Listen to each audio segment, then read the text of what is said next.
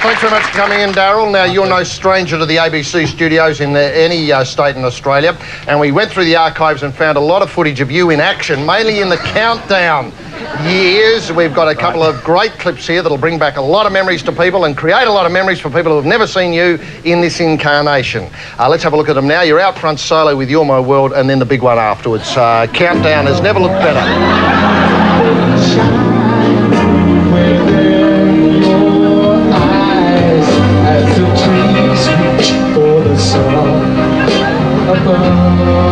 That's a mistake to grab a hand. Yes, that is. Oh!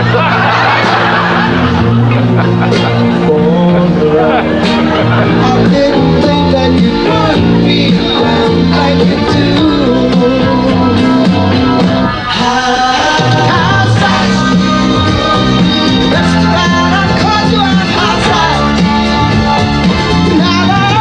Beautiful picture. Ah, yes. I must say, the ABC's never done better. Never done better with the coverage of how's that. Can I ask about the suits? Did you ever feel like a goose when you were wearing them? Did you ever get something in the wardrobe or, you know, something in the dressing room which you said, I am not prepared to appear on national television. I don't care what I have to do to make a hit record. I am not wearing that. No, never. I mean, I'm looking at it there. It looks terrible. Now, I mean, but it's sort of... for the time, it was really... Seemed to fit all right. Now, did you... Yes. Did you save any of it? You know, any of the gaudier gear?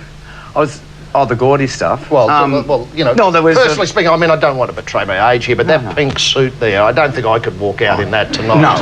No, there was one that I actually, looking through all the garbage the other day, or rubbish, in the garage, and found the actual thing from Tommy, which was a bit before that, how's that sort of experience.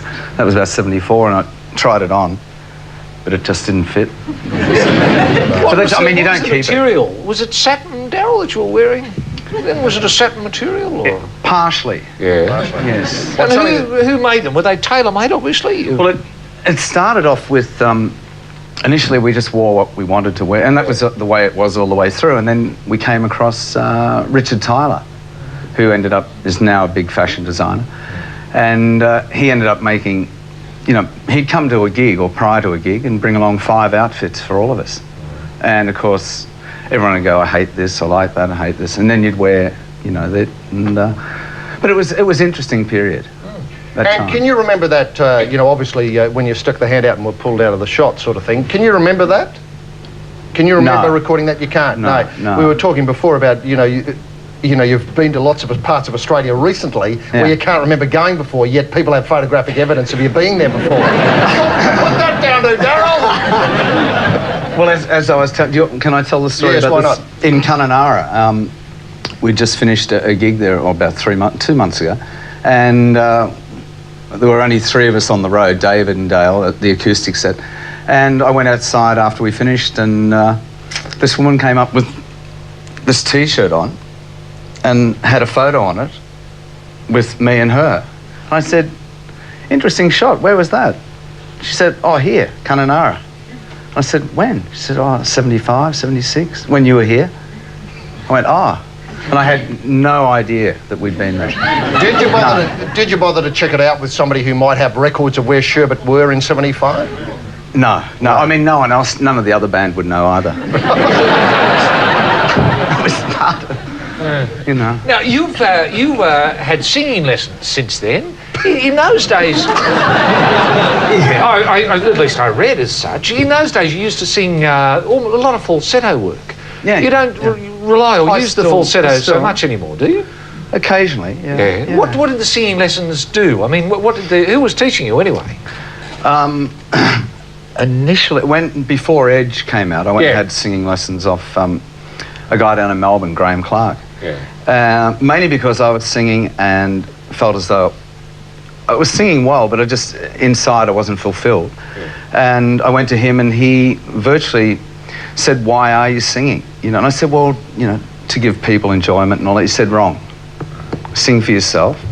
And then from out of that comes a greater understanding and all that. So it was virtually like 10 weeks of therapy, but understanding why and where it comes from. And since then, I've tried to apply that to singing now, you know. Yeah, well, I'd say probably you're singing much better now than you were then, without, you know, bagging then. Oh, yeah. Obviously, that was good then. Work, yeah. Oh, it was brilliant then.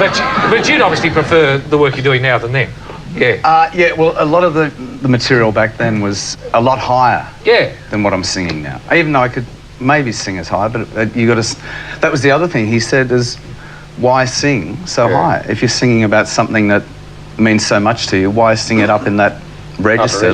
Yeah. Do you mean that he actually made singing a vocation for you, in the sense of, you know, a mathematician would explain the universe by his interest in mathematics, and that singing or, you know, performing can bring you to a greater understanding of, well, I don't know, things beyond the discipline of hitting a high C here and a low C there? Yeah, I think because of what he was getting at was that doesn't really matter in the end. It's like you could ask an audience or why they're affected, and maybe they can't explain, but it's something that no one knows why. Yes. It's like it's how you express something. It's like when you hear somebody speak, they affect you. Likewise with a singer, and it can be in any key or anything like that, but as long as you sing it from within in the core, then it will work. It's an imponderable thing. You did a brave thing too, and that was you decided not to go into clubs and sing songs from the Sherbet days, which you could have done and earned a very you know, comfortable living in doing so. You decided instead to work as a labourer, didn't you, for councils and things? Well, yeah. How was that? Well, it was the time when I went on the dole, and because I didn't want to do, as you said, work in clubs and that, and then after a period on the dole, they finally find you a job, and they found me a job at up at Sunbury Council, putting in footpaths and all that, and that was again another experience of making me develop, because the people that I worked with there on the gang said, you know, what are you doing here? And so they sort of couldn't understand it, and so in the end, after about 8 or 10 weeks, I said I'm going, and that's when I decided to pull my finger out and get stuck into music properly, and then from that came Edge, with the help of a lot of people. And you like to write songs now. You didn't then, but you do now.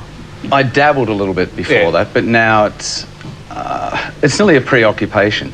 You know, that you have to. Well, I mean, I know that I can sing sometimes, but writing is hard for me. It's like pulling teeth, and I'm trying to develop it now, even as we speak, you know, over the last year or so, and because I think it's not a whole unless you know you can sing, but if you haven't written the song, you can do an interpretation of it, but if you've written it about a certain specific thing that happened to you or that you experienced, then it makes more sense.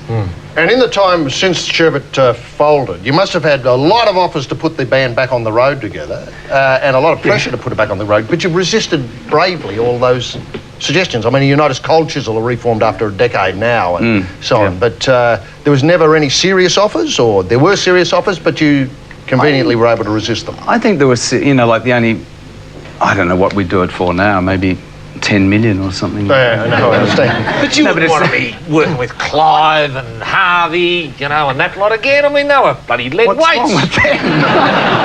They were lead weights around your ankles. No. You were drowning in those years. Harvey's magnificent. You can't even remember those years. Look at Garth.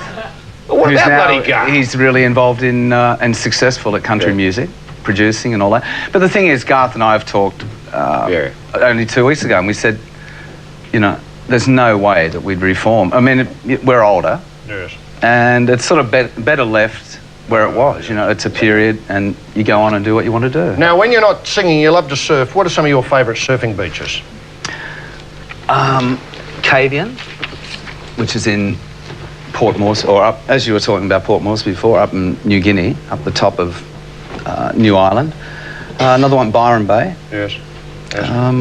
Is Cavian a spot that has a lot of surfing in it? At it? No, not at all. It was just that I went there last year with a friend, the guitarist that I play with, and we boogie board. Yes. And they take you out on a boat out to an island and drop you off. Did you see any Bulmer's fruit bats while you were there? Well, no, but I was thinking about that when he was talking before, because we walked the Kokoda last year, and I was asking him out in the corridor about this screeching sound at night that was, and he said he didn't know what it was. something left of it. Typical, isn't it? Oh, yes. Typical. And on a cheerful note, it's time to wish Daryl a bigger hit-filled future, and I ask all Clubber reviewers, whether here in the Adelaide to Darwin light rail or there at home, to shriek with delight at the memory of How's That as a way of thanking Daryl Braithwaite.